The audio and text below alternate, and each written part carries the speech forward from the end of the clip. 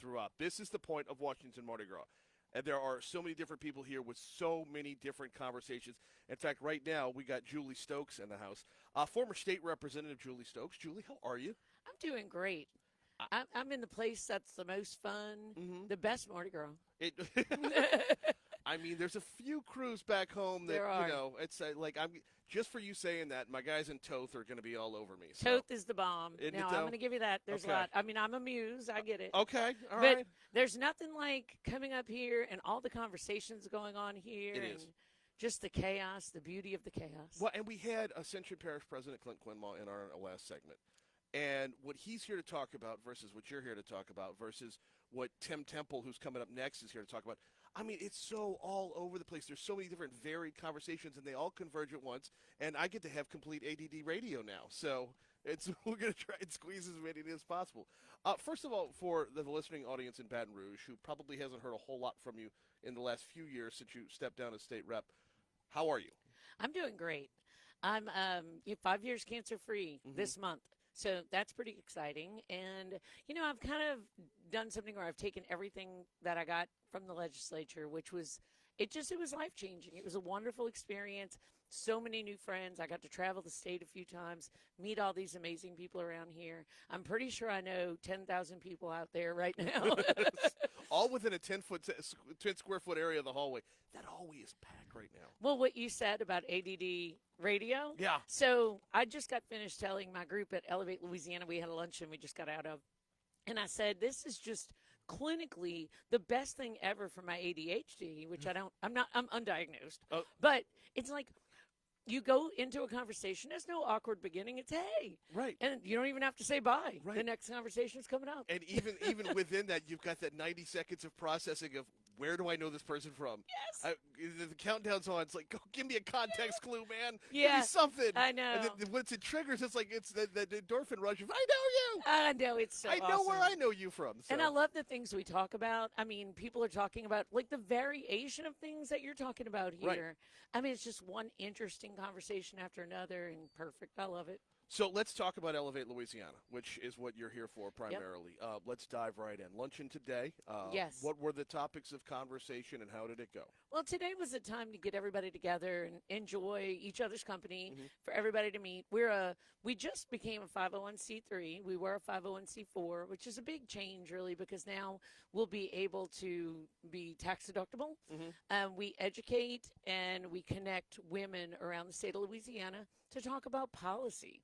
And on top of that, we talk about it in a cross-partisan way, very intentionally garnering women from all across the political spectrum and all across our state to have discussions about policy, and we're able to do it. And that's what I think is the cool thing. We're very intentional, pretty far left people, pretty far right people, and we can respect and hear each other. That's fantastic because Yeah. that's a spot that's lacking right now in Louisiana. Yeah. Is the ability to communicate across party lines. Right. We've echo chambered ourselves into an area where if I don't agree with you, I can just physically close you off. Yep. Or close you off on the internet and therefore you don't exist, and it brings us to a bad spot. Talking is a does. good thing. Yep.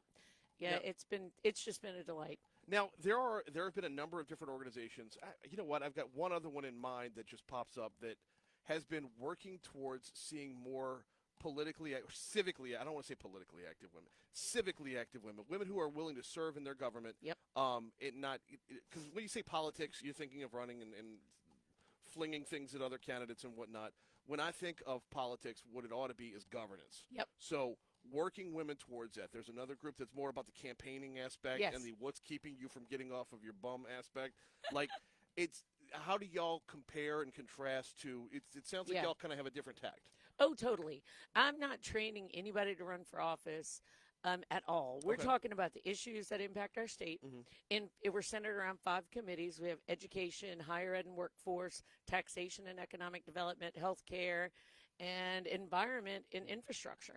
And so we talk about those issues. We have key policymakers that come and talk to us. And before session, we come up with policy statements that, and what we believe should happen. So it's really not about the politics. As a matter of fact, I'm always, even when I had a PAC, it was called Policy Over Politics. Nice. And we need more of that. And Yeah. honestly, we do.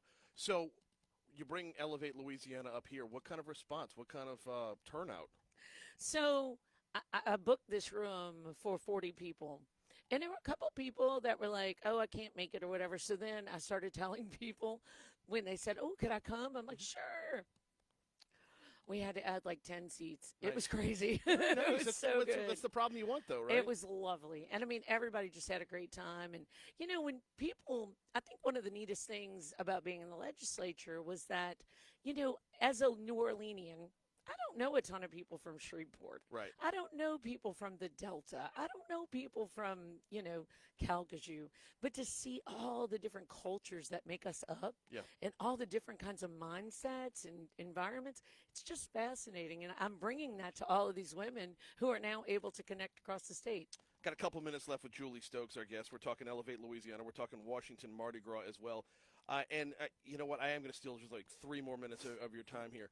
When it comes to policy, and you talked about the 5 different areas, what area do you feel you can make the most impact on? Because you got to look at who you're talking to and how they can carry out message as well.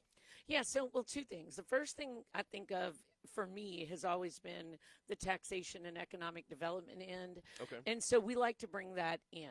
Luckily, right now, we don't have a fiscal crisis, and it's so lovely. So moving on to the next thing, and honestly, there's one in each section, coastal. Yeah. If we don't save our coast, we're in a mess. We don't need policy if we don't have land to live on. Okay, so our coastline. Insurance is not even anything we cover, but I know that you're going to be talking to somebody later about insurance, and it's such a big need right now. Early education, early childhood. We just got done talking about that with Clint Quinmore. Yeah. It's on a growth swing, to be sure. Yeah. And hopefully that could be a permanent thing. Absolutely. It's an economic issue. It was a women's issue. Okay, but so it's an economic issue. It's there. workforce. It's everything. Yeah, I was hesitating there, and that was going to be my follow-up question is, would it be sexist of me to just assume that education would be a woman's wheelhouse? No, yes. Yes, it would be sexist to assume it. Well, like, for instance, my sister-in-law, she doesn't live here. She's in Orlando, but she's a dermatologist, and her husband's a stay-at-home dad. Okay. And I know I could name probably 5 other people like that, so no. I think that it is a people issue. You have 2-parent households that can't make ends meet. They need a place to be able to put their children so that they can work. We want people to work, and childcare is an impediment to getting people in our workforce. We're actually in a significant phase of overemployment. Like, I think our unemployment rate's like below 3%. It is. And that means that unless we can get people that are not participating in the workforce into our workforce, we're not going to have enough people to fill our roles. Yeah, and we're at a spot right now where we're at a spot right now where invention is next. Yes. And it's going to be a weird kind of up and down until then of just managing who has what jobs, because a lot of jobs are being overpaid right now, which that'll balance out too. And a lot of jobs are underpaid too. It cuts both ways. No, absolutely. And the ones that are underpaid are the ones that remain vacant. Exactly. So there's that as well. But when it comes to, I like the fact that you are looking at education from a workforce standpoint. Yep. Because it's not about today; it's about the next 50 years. Well, and about the kids too. Well, because if you think about it, these kids that are learning basic things like before they get to pre-K or K are miles ahead of other kids.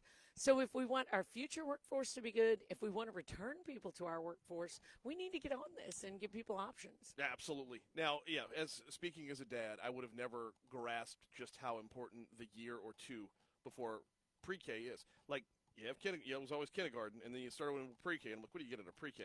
My oldest 2 went to pre-K. My youngest went to pre-K 3, and, like, everything from the reading to the math to all that started sooner, not in pre-K 3, but started sooner the year or the year and a half after that. That's great. It got, when you see it in action, that's when it starts to click of why it's a good idea. Kind of like Washington Mardi Gras. Yeah. When you see it in action, it clicks as to why it's a good idea. Oh, I mean, like tomorrow I'm charting out all the rooms I'm going to go to, all the people I think I'm going to see there, all the topics I want to talk about. It's going to save me 3 days of phone calls. Absolutely. But at the same time, though, it's going to set you up 2 months' worth of appointments. So it's the best. It is a fun time to walk. My phone froze. Oh, no. Uh-oh. Yeah, I think we're way over because we've been right on time for 4 minutes now. Yeah. She is former state representative Julie Stokes. Hey, look, we're less than an hour away from Louisiana Live, so I'm gonna let you get after it and have some fun. Such a pleasure. Thank you so much for having me thank on. you, and we'll talk after about getting you back on tomorrow for something completely different. Yes.